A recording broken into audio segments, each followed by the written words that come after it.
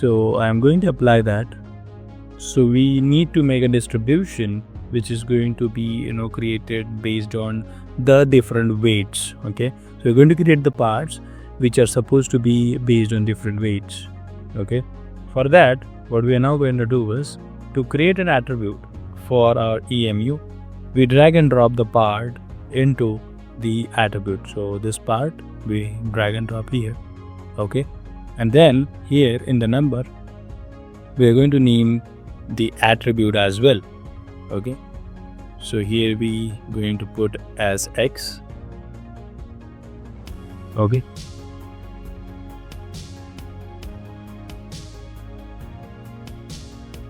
and then we put a okay. Now we have done this. Okay, we added the attribute as well.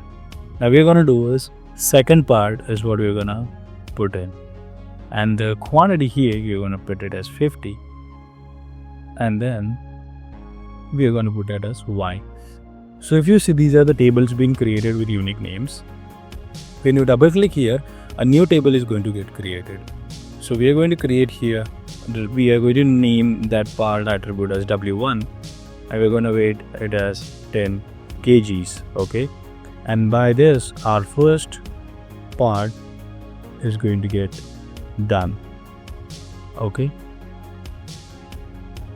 now what we're supposed to do is we are going to add another thing,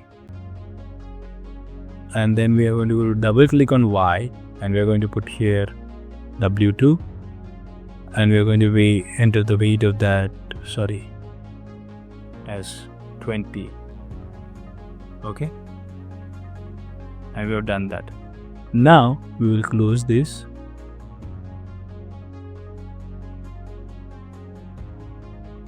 Now what we're going to do is we are going to open the exit strategy of our station, and we're going to make that as weight.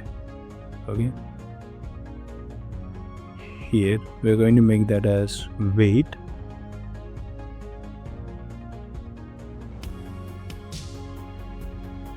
and then we're going to open the list, right? So we create a W1 part which has the 10 kilo, which is supposed to go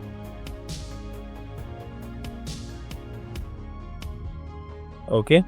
Now what has happened is we attribute W1 is created here, which we already created. So 20 kg part should go to second station, and 10 kilo part should go to successor 1, port 1, port 2. That is what we are supposed to put in here. Okay, now we put that, and we put here the exit strategies, and all those are placed. Now let us run this simulation. Go to the statistics thing, refresh, and you can see the parts are now divided as it has been discussed. So if you see, we have the 100 parts from the station 1. Okay, and we are getting that 50 parts onto station 2, and then 150 parts onto my station 4. Okay, so if you see 150 parts I'm getting from this station. Station 1 goes 100 parts, and station 2 goes with 50 parts as per our distribution we are supposed to have, and that is working perfectly. So 100 parts weighing 100 kilos will pass to station 1, 50 parts weighing 20 kilos will pass to station 2. Okay, so this is how this exit strategies work in plant simulation. Now we would like to show you parallel stations. They work similar to the normal stations, but the big difference is that the parallel stations have several processing places as opposed to the normal station. So now let us go to the material flow, and here if you see, this is the parallels. When you double click this, you can see here you are going to add two different attributes. In the tab attributes of the parallel station, you can enter how many MUs the station should hold in its X and Y direction.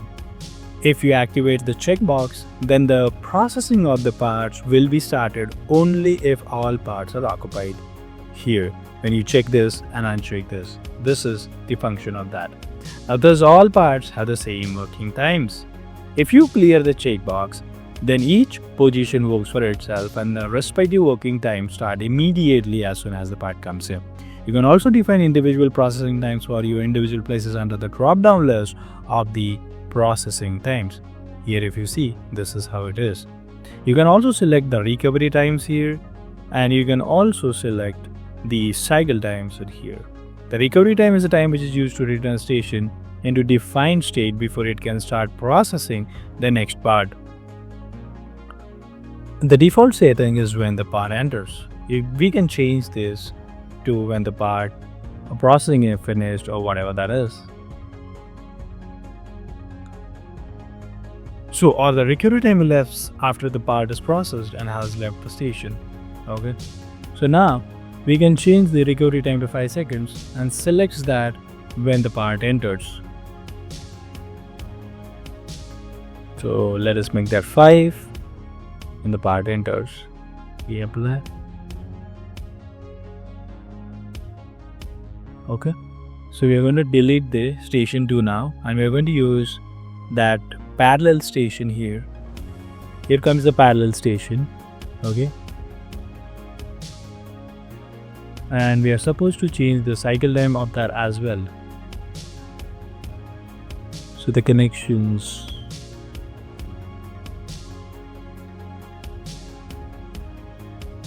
So now let us change the times to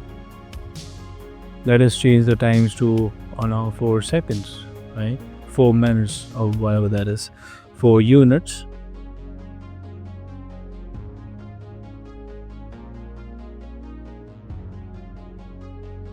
Now what we're going to do is, we are going to change the exit strategy of the first station to percentage again and enter the previous station under the previous percentages of 20, 30, 50 percentage.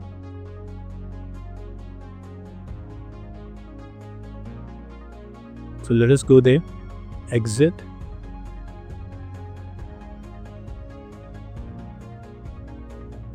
By percentage, apply, open the list.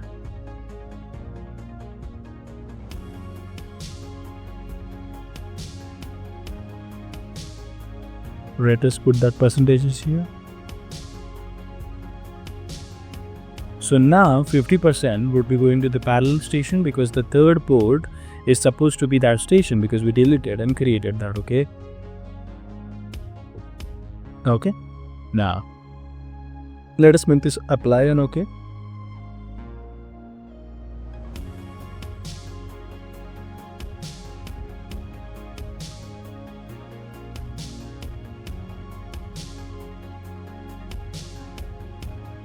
Now let us reset and run the thing. Okay, and we'll come here and let us check now how that looks. Okay, and when you look in here, the name of the station is still 4. I guess this is that. Now this is a parallel station. Let us go and check here the stations here, and if you look at the details here, we are supposed to see that out of what is like 150, we get 30, 45, and then if I just have to look at here, let me have this also now included for the results out, right? Statistics report. Let me reset. Yeah, now it would be there. So here we have the parallel station now. So the station has 150, parallel station has 75, 45, and then 45, and then station 130, 45, and then parallel is 75. Okay, and that is where it works. So this concludes, the tutorial of using parallel stations, understanding attributes and exit strategies. And let us meet in the next video. We'll be understanding new concept and plant simulation tutorial.